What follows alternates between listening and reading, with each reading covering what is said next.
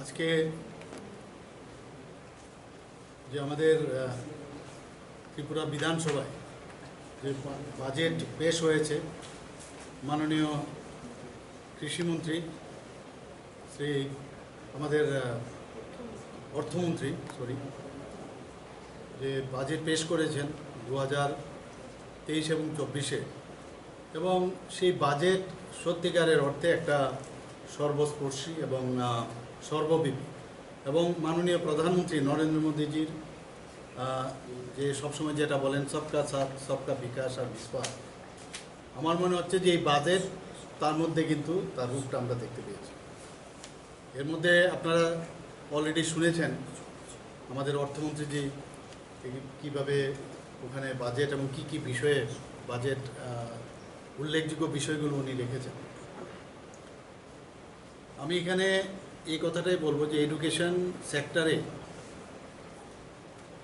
যে বরাদ্দ রাখা হয়েছে সেটা হচ্ছে 4,934, এবং আমাদের রোড সেক্টর 1,360 কোটি টাকা রাখা হয়েছে, এবং হেলথ সেক্টরে 1,725, এবং এগ্রিকালচারে এবং এগ্রি অ্যালাইডে 973 কোটি টাকা রাখা হয়েছে।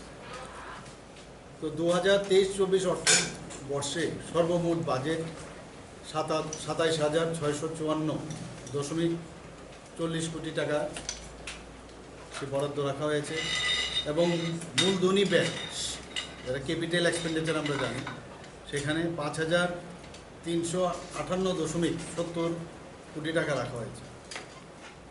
রাজ্যের অর্থনীতির বৃদ্ধির হার খুবই ভালো।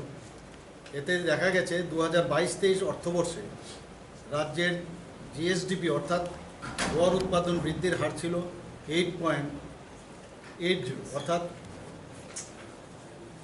8.8%। ওই বছরে জাতীয় স্তরে প্রবৃদ্ধির হার ছিল 7.20%। কাজে এখানে সেন্ট্রালের যে আছে তার থেকেও আমাদের বৃদ্ধির হার ছিল অনেক বেশি। বর্তমান অর্থবর্ষ অর্থাৎ 2023-24 অর্থবর্ষে রাজ্যের অর্থনীতি প্রায় 8% হারে বৃদ্ধি পাবে বলে আশা করছে। একই সময়ে জাতীয় স্তরের যে প্রবৃদ্ধির হার যেটা অনুমান করা হচ্ছে 6 থেকে 6.5%। মাননীয় অর্থমন্ত্রী উপস্থাপন করেছেন বাজেটে, তার মধ্যে যে বিষয়টা চলে এসছে তার মধ্যে দেখা গেছে যে ইট ইজ ইনক্লুসিভ এবং ভবিষ্যৎমুখী ও একই সাথে প্রবৃত্তিমুখী। এই বাজেটে সমাজের প্রতিটি অংশ, যার মধ্যে আছে মহিলা, ছাত্রছাত্রী, যুব সমাজ এবং থার্ড জেন্ডার ব্যক্তির এর মধ্যে ইনক্লুডেড।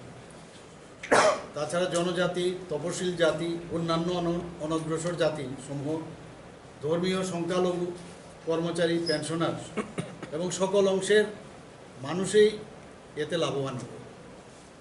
বাজেটে মুখ্যমন্ত্রী জন আরোগ্য যোজনা তাতে বরাদ্দ হয়েছে 59 কোটি টাকা। মুখ্যমন্ত্রী ইন্টিগ্রেটেড ক্রপ ম্যানেজমেন্ট প্রোগ্রাম বরাদ্দ রাখা হয়েছে 10 কোটি টাকা। মুখ্যমন্ত্রী ক্রীড়া উন্নয়ন প্রকল্প বরাদ্দ 8 কোটি টাকা। স্পোর্টসের বিষয়ে আপনারা জানেন, অনেক সময় অনেকে আসেন যে আমাদের পয়সার জন্য খেলতে পারছি না, ওই বিষয়টা মাথায় রেখে এই প্রকল্পটা আমরা রেখেছি। এবং মুখ্যমন্ত্রীর জনজাতি কল্যাণ তার বিষয়ে আমরা বরাদ্দ 30 কোটি টাকা রেখেছি। সিএম SATH প্রকল্প মেধাবী ছাত্রছাত্রীদের জন্য বরাদ্দ আমরা রেখেছি 3 কোটি টাকা। যুব সমাজকে কর্মসংস্থানের জন্য দক্ষ করে তুলতে আমাদের মাননীয় অর্থমন্ত্রী মুখ্যমন্ত্রী দক্ষতা উন্নয়ন প্রকল্প, যার বরাদ্দ রাখা হয়েছে 50 কোটি টাকা, এবং মুখ্যমন্ত্রী নগর উন্নয়ন প্রকল্প সেখানে বরাদ্দ রাখা হয়েছে 120 কোটি টাকা সহ মোট 13টির উপরে নতুন প্রকল্প ঘোষণা করা হয়েছে। এই বাজেটে ভবিষ্যতের জন্য রাজ্যকে যাতে একটা কৃত্রিম বুদ্ধিমত্তা কেন্দ্র স্থাপন করার সংস্থান রাখা হয়েছে, যা রাজ্য সরকারকে জন পরিষেবা ও সুশাসন প্রদানে কৃত্রিম বুদ্ধিমত্তার ব্যবহারে সহায়তা করবে। তাছাড়া সরকারের যে কার্যকারিতা বৃদ্ধির স্বার্থে এবং মানুষের জীবনযাত্রাকে সহজ ও সুগম করার লক্ষ্যে এই বাজেটে একটি নতুন ডাইরেক্টরেট অফ গুড গভর্নেন্স তৈরি করার সংস্থান রাখা হয়েছে। এই বাজেট দাঁড়িয়ে আছে রাজ্য সরকার কর্তৃক বিগত 5 বছরে গৃহীত বিভিন্ন কল্যাণমূলক পরিকল্পনা ও কর্মকাণ্ডের উপরে বিভিন্ন যেসব ব্যবস্থা সেই বিষয়ে এখানে উল্লেখ করা হয়েছে। বিভিন্ন সামাজিক অর্থনৈতিক পরিকাঠামোতে বিনিয়োগের ধারাবাহিকতা বজায় রাখতে এই বাজেট মূলধনী ব্যয় অর্থাৎ ক্যাপিটাল এক্সপেন্ডিচারে জোর দেওয়া হয়েছে। এই বাজেট 5,350 কোটিরও বেশি টাকা মূলধনী ব্যয় হিসাবে বরাদ্দ করেছে রাস্তা, ভবন, হাসপাতাল, স্কুল, অফিস, বিদ্যুৎ ও সেচ খাতে। এই বাজেটে 1,436 কোটি টাকা বরাদ্দ করা হয়েছে কৃষি ও কৃষি সংশ্লিষ্ট ক্ষেত্রে এবং 7,000 কোটি টাকা বরাদ্দ করা হয়েছে শিক্ষা ও স্বাস্থ্যের মতো সামাজিক যে খাত আছে সেই সময়ে। তাছাড়া এই বাজেটে রাজ্যকে স্থায়ী বিকাশ ও সমৃদ্ধির পথে পরিচালিত করতে নিঃসন্দেহে এই বাজেট তার কারণে সেটা সুবিধা হবে এবং আমি এর জন্য এই বাজেটের মেইন বিষয়গুলো আপনাদের সামনে আমি রাখলাম এবং আমি নিশ্চিত যে আগামী দিনে এক ত্রিপুরা শ্রেষ্ঠ ত্রিপুরা আমরা যে সবসময় বলি সেই বাজেটে সেটা কিন্তু পরিলক্ষিত হয়েছে এবং সেটা হবে এই আশা আমি রাখছি। আচ্ছা, বাজেটে 611 কোটি টাকা ঘাটতি দেখানো হয়েছে, সেই ঘাটতিটা আমরা কিভাবে পূরণ করব?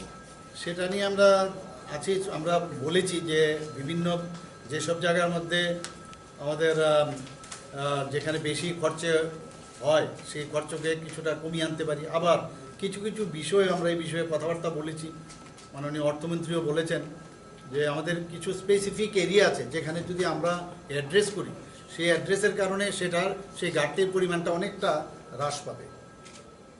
স্যার, বাজেটের বাইরে আজকে বিধানসভায় যা হলো, বিশেষ করে বিরোধী শিবিরে, আপনি মুখ্যমন্ত্রী হিসেবে আপনার প্রতিক্রিয়া? না, এটা তো আপনারা দেখেছেন, আর কি বলবো আমি, এরকম তো হওয়াটা বাঞ্ছনীয় নয়।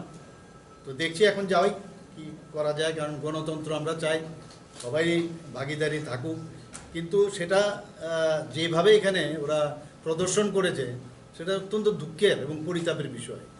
এবং টেবিলে উঠে যেভাবে ওরা অশোভন আচরণ করেছে সেটা বলার অপেক্ষা রাখে না। মানুষ এটাকে ভালো চোখে নেবে না, কারণ বিধানসভা হচ্ছে একটা পবিত্র জায়গা। তো যাচ্ছি, এখন যাই, দেখি রুলস দেখে চিন্তা ভাবনা করবো কী করা যায়। তো এই হচ্ছে মোটামুটি আপনার রেভিনিউ অ্যাকাউন্ট যেটা আছে এবং ক্যাপিটাল অ্যাকাউন্ট টোটাল রিসিপ্ট আমরা কত করেছি, প্রায় 27,043.1 কোটি টোটাল রিসিপ্ট আমরা আমাদের বাজেটে আমাদের বিভিন্ন খাতে আমরা পেয়েছি এবং টোটাল এক্সপেন্ডিচার এই বাজেটে সেখানে 27,654.4। সবাইকে ধন্যবাদ।